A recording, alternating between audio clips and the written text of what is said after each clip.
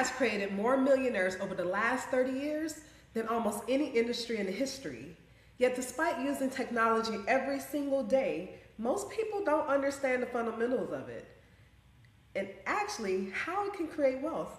See, most business owners think technology is simply having a website, posting on social media, but technology is much bigger than that. It's automation, it's software, it's artificial intelligence. It's basically the digital infrastructure that would allow you to scale beyond what any one person could ever accomplish alone. The biggest companies in the world aren't simply selling products, they're leveraging technology to solve problems faster. They can reach more customers this way, and then that creates the recurring revenue. The same opportunities that are available to these small businesses who understand the basics are available to you. The future belongs to the businesses that embrace technology instead of fearing it. Those who learn how to build digital systems today will have a significant advantage tomorrow.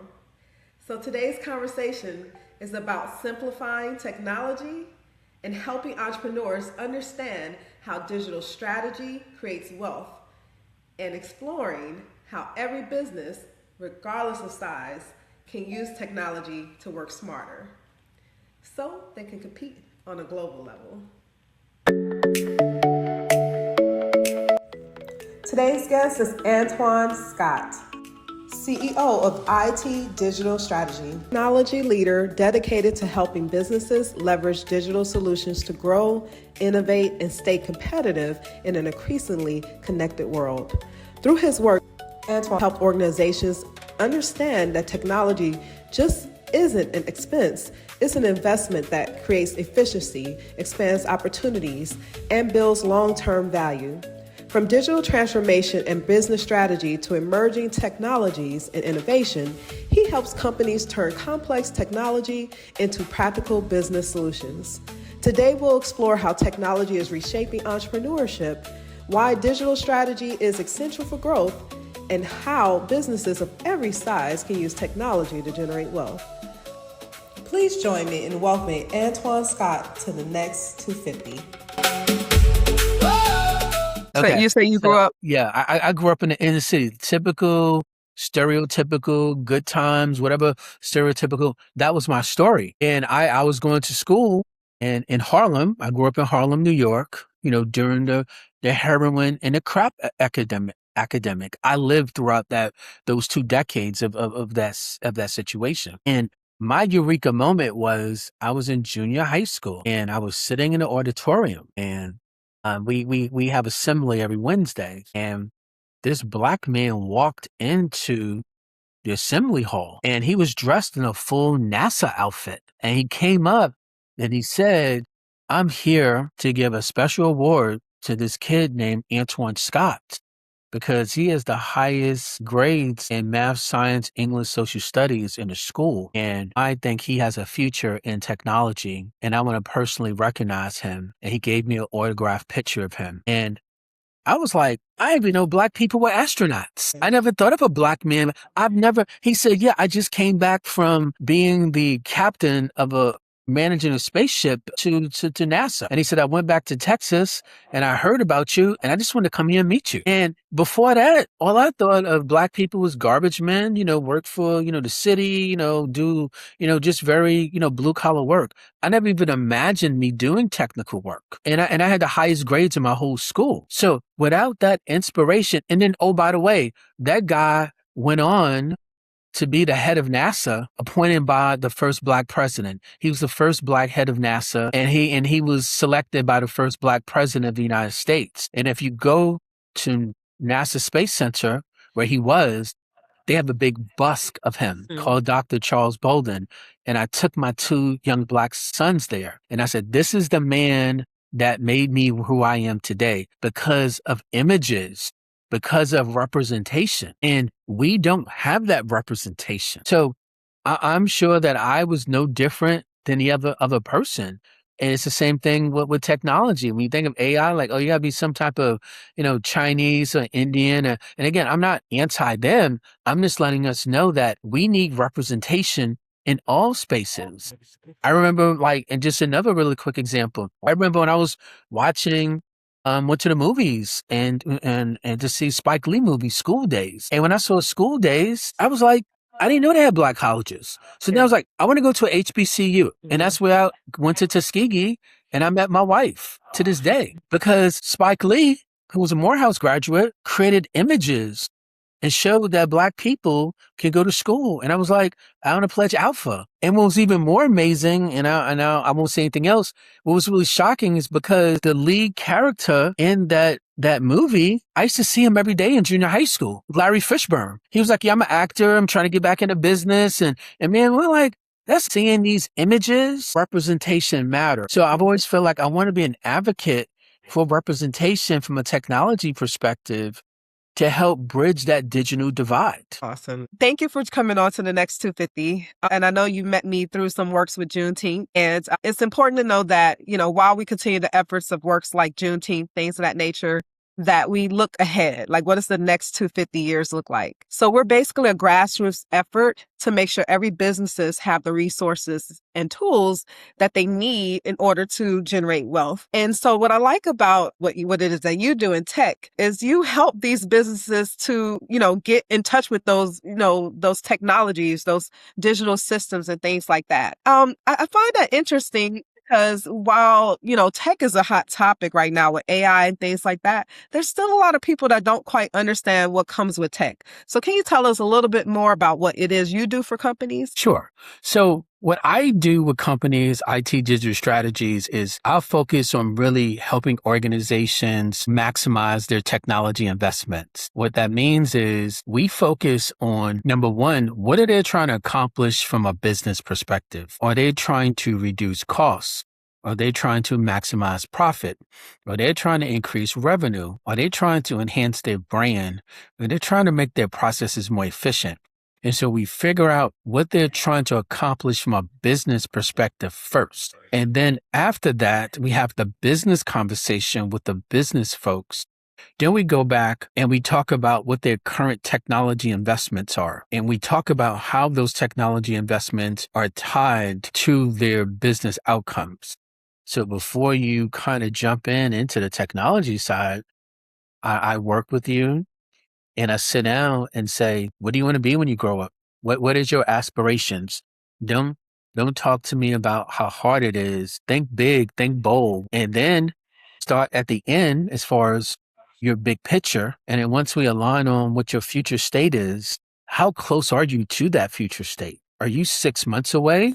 Are you 6 years away? And what are the business and technical barriers that are prohibiting you from getting there? And then that's where we come together to put together a roadmap in partnership to yield that future state that's measurable. And then we assess those technology investments to, number one, to determine, do they have the right technologies? Do they have the right investments in those technologies? And then once we make that determination, then we figure out, okay, do they have the culture, the people, the processes to enable that technology? Do you come across a lot of businesses that's like, look, I barely can post on social media. What else do you want for me to do? Yes. And it's amazing. You would be surprised of like some organizations, many Fortune 500 companies. I would even say some Fortune 10 companies, that their level of investment in technology and their overall comprehension of understanding and the disconnect between the technology side of the house and the business side of the house is alarming. And I've walked into spaces where I saw that gap and I advocated and partnered with both those business stakeholders and those technical SMEs to create synergy. Okay, so you're kind of like a tech doctor in a sense. Like if you're feeling sick from tech, you're not doing too well in tech, we can help you out there. That's pretty cool. What do you see that a lot of companies that do have tech, like any big mistakes that they often make? Yes. So again, I would say if the biggest mistake that many companies make is that there's no comprehensive roadmap or string of all the technology.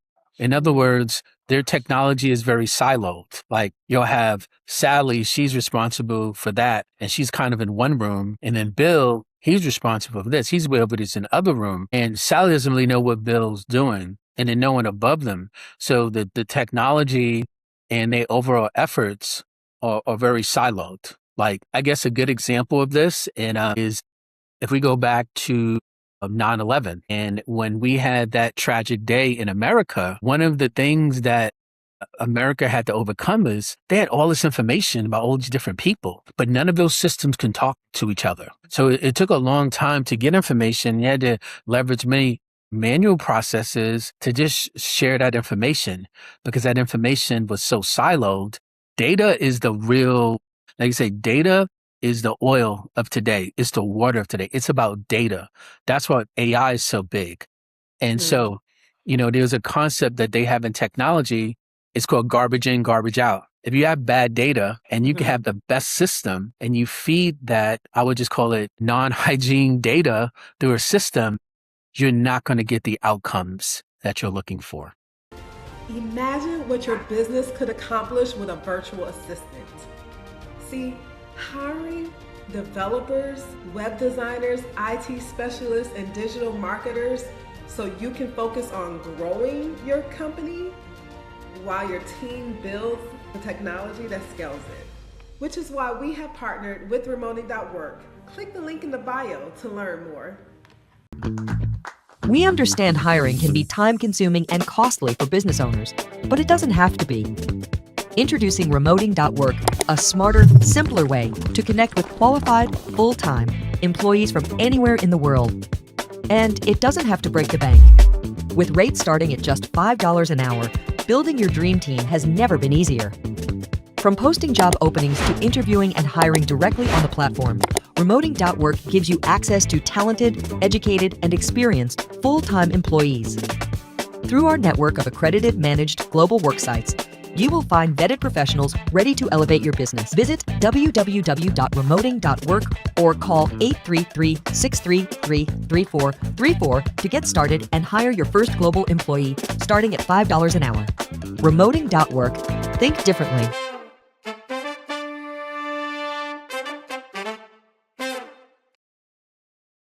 Let's talk a little bit more about that data, right? So I'm hearing a lot about like these data centers that are popping up and how much, space that they're taking up. I'm confused because you mean data is a physical thing as well? Like, can you explain that? It's binary. I mean, at the end of the day, data is just a bunch of ones and zeros, right? It's a bunch of ones and zeros that you put together, and it's billions and trillions and numbers, bigger than the universe. So it's a bunch of ones and zeros. It's binary data. But what they're doing with all this data and all these data centers is they're capturing raw data, raw transactional data. An example of that is if you go to your big box store, whether it's Target, Walmart. I know right now a lot of people are not really feeling Target at this time. And so obviously there's no endorsement of them. But what I'm saying is you have these big box stores and they gather a lot of data, and it says a lot about the people. They know about the demographics of the people that are making those transactions. So if you're buying diapers, what time are you buying diapers? Or what age are you buying diapers? And they use that data and they develop patterns, right? So first you have the AI centers. They gather that data. And so they need these big sensors to carry this raw data. And then with the AI, different technologies and models, they take that data, all of the raw data, and they determine patterns. And then they sell that data to organizations that are interested in that pattern. And that can help them with business outcomes. Because if I know that most people buy diapers between the time of 3 and 5 o'clock, and they buy the medium-sized diapers, I can optimize my supply chain and make sure that those diapers are available, not before, but at that same time. Nice. So, and that's great information that a business should be able to generate for themselves too. So right. I get it. And I know, with the onset of AI, we've seen some growth and some patterns, but I'm seeing an interesting decline. When first AI came out, a lot of people, there were announcements of people being laid off. from their jobs.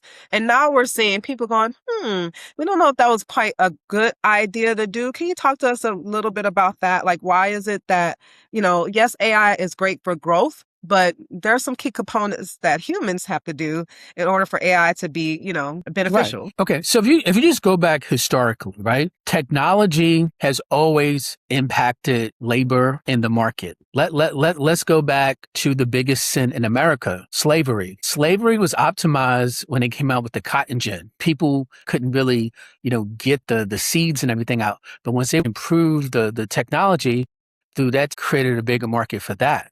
Then once people started investing more in trains, in the Industrial Revolution, that reduced slavery because trains and factories changed the location of labor, but also the type of labor. So we went from a agricultural society based on free labor to an industrial society based on factory workers. So America then had a shift. Once the internet came into existence, a lot of the things that many of the blue collar workers did, we were able to do over the internet. So what that did was it changed how business was done. So who did that affect? That affected a lot of us here in America, because now you instead of you looking for a domestic workforce, let's say here in the United States, the technology via the internet, you can have workers all over the world. You got people working 24 hours a day while your American workforce is sleeping at night. You can have your workforce 6-7 hours away working while you're sleeping. Examples of how technology constantly transforms the workforce. Now, all AI is doing is just another iteration of technology that transforms who gets the opportunity to compete in the workforce. And so would you say that every business can benefit from technology? Would you say that? Absolutely. And I will even be more specific. Every individual, and I think that's what people need to really understand. Before, let's just go back 25 years ago, with the internet. People are like, oh, the internet, is that just for, smart people doing things? But now we all have smartphones. I mean, 85% of America use smartphones. And the things that we used to do on a big computer 25 years ago, you're doing it from a device that could fit inside your front pocket. And AI is just doing the same thing to an individual, not just a company. So AI is revolutionary, not at the company level, but the individual level. It can totally transform, like, for example, and I used to work for a company called Blockbuster. Okay. And for those of you that are old enough, before there was Netflix and all these other things, there was a company where people would go to the store, leave their houses on Friday, watch a video, and had to bring them back by Sunday night, or they get like a $10 late fee. Yeah. And people were just conditioned, and you go there and you just pick whatever movie they had. You have to rewind it.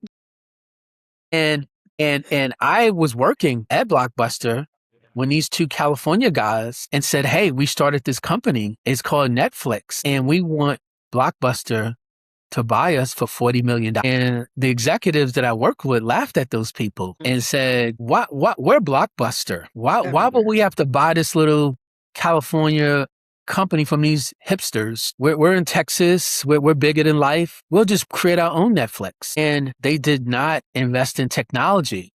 Blockbuster and all the executives I was working with at the time did not understand that technology is changing the market.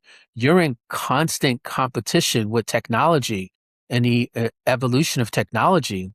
And if you're not aware of that, and you don't keep abreast of it, you're ultimately going to become irrelevant. Whether you're an individual contributor, whether you're an entrepreneur, or whether you're the head of a multi-billion-dollar corporation like a Blockbuster. Now, question. Someone who wants to create a tech company like yours, what advice would you give to them? Get started right away. I think that is the biggest barrier for businesses. Like, I would tell you, like, one of the mistakes I made was, I had this idea and I had quote my business for a long time, but I waited a long time before I officially filed my paperwork with the state and formally recognized and got my LLC and S Corp. People think that you need a whole business plan, a whole marketing plan. No, you just get started. You don't even have to have a full idea of what your products and services are. You could just say, hey, I want to provide some type of services. And then what you do is the thing that I always advocate for people. Go to your local chamber of commerce. If you go to your local chamber of commerce, they have a whole bunch of services, most of them free, that will walk you through the whole process, getting together your business plan, connecting you with mentors, getting you involved in training to help grow and cultivate your business. Try a few things, and probably what your business start out with is probably not what it's going to end up.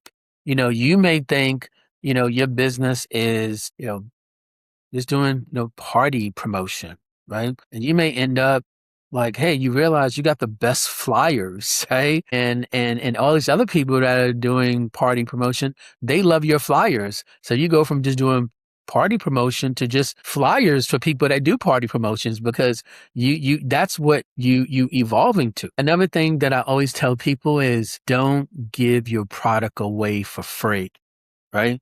It's okay to barter.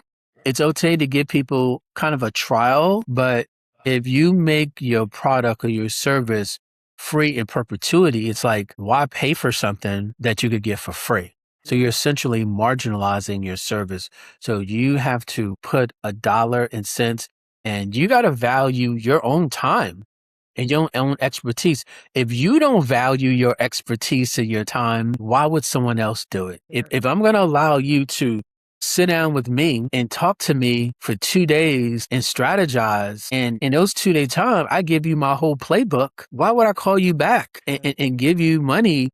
I got the nuts and bolts for free. Then you've missed out on opportunities. Yeah, for sure. And so, look, thank you so much for the insight that you've given us. Talk to us about like how we can get in touch with you, website. Great. So the best way to get in touch with me is, like I said, I just try to keep my email address really simple, is CEO at itdigitalstrategy.com. A lot of times people think technology solves problem. No, technology just makes you more of who you are. This is definitely something businesses can use to help them grow. And we thank you so much for joining us. Thank you.